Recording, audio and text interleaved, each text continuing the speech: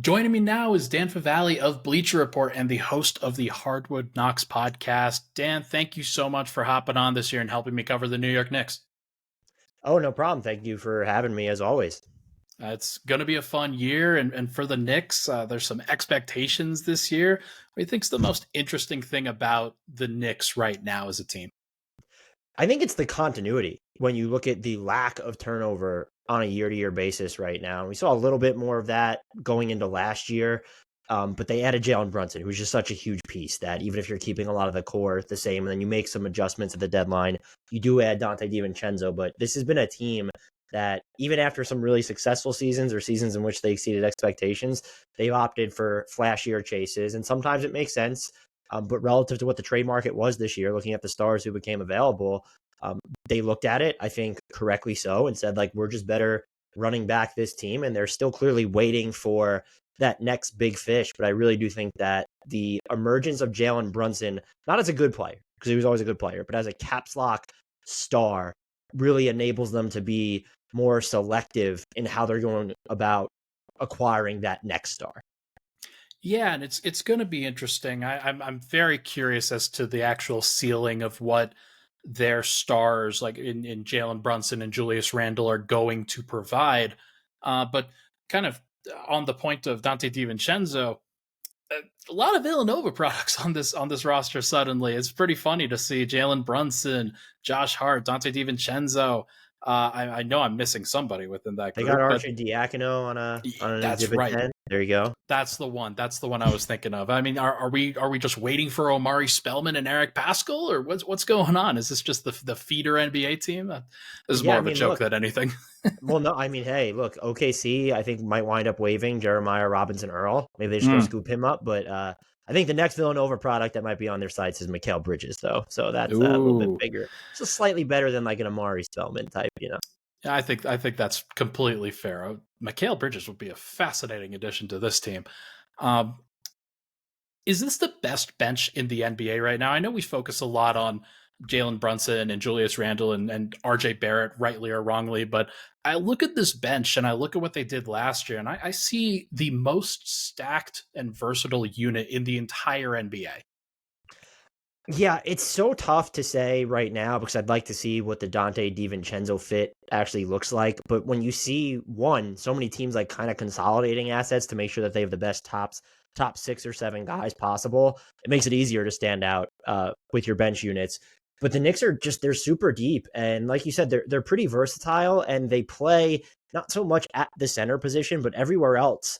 Like aside from point guard, because you don't really get small there, but like the 2, 3, 4, like they can just play small, like Josh Hart being your 4, RJ Barrett being your 4. And so I think that's something that goes overlooked about them.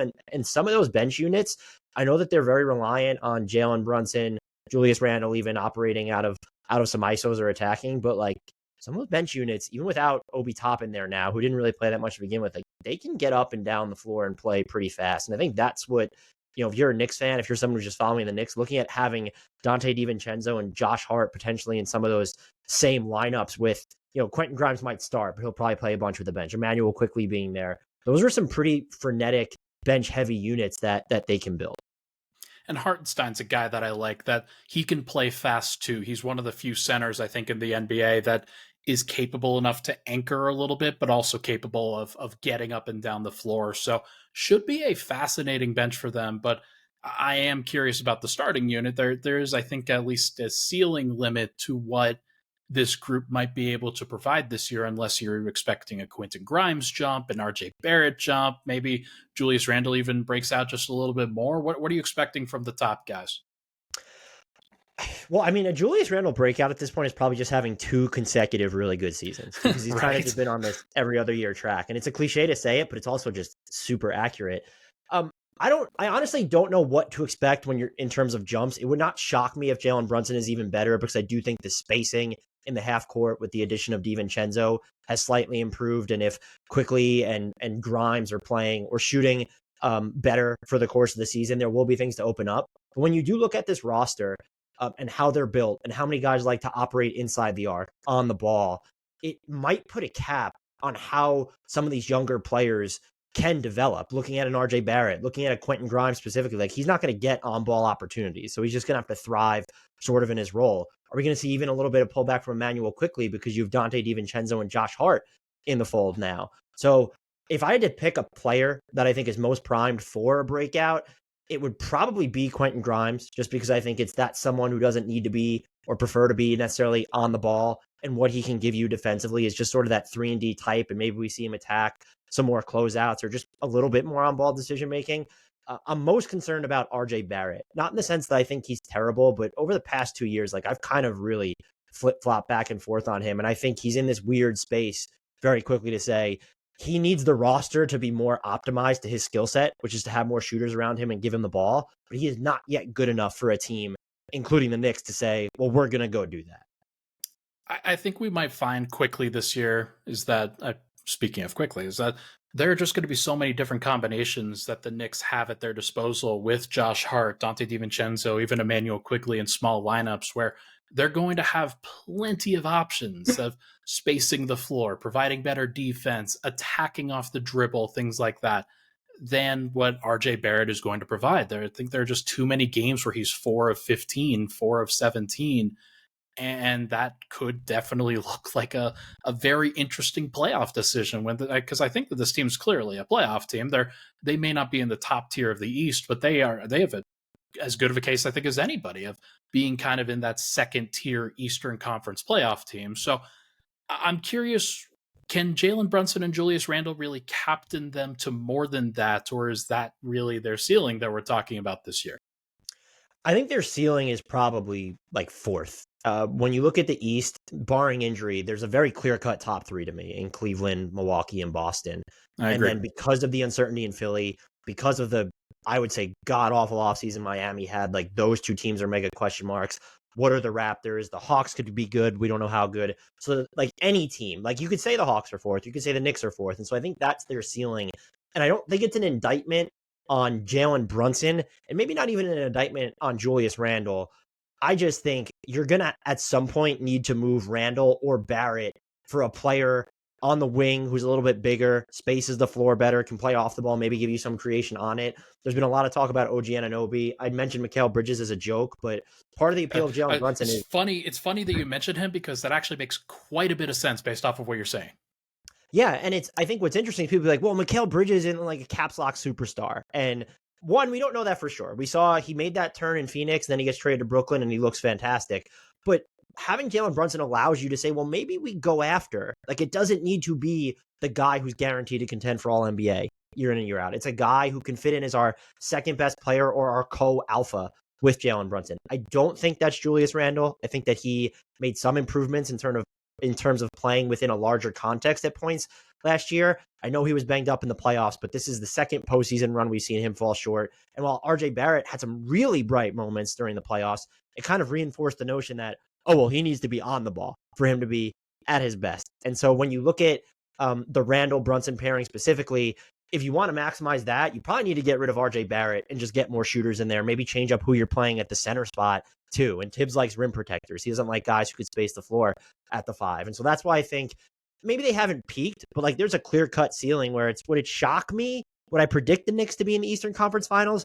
No. Would it shock me? No. Would it absolutely flabbergast me of them to like come out? Like this team might be able to win 2 playoff series, but I don't think they're going to get to win a conference finals, make it to the NBA finals, or maybe even necessarily make it to a conference finals, so long as this is the dynamic that you have with Jalen Brunson and Julius Randle. Going to be fascinating.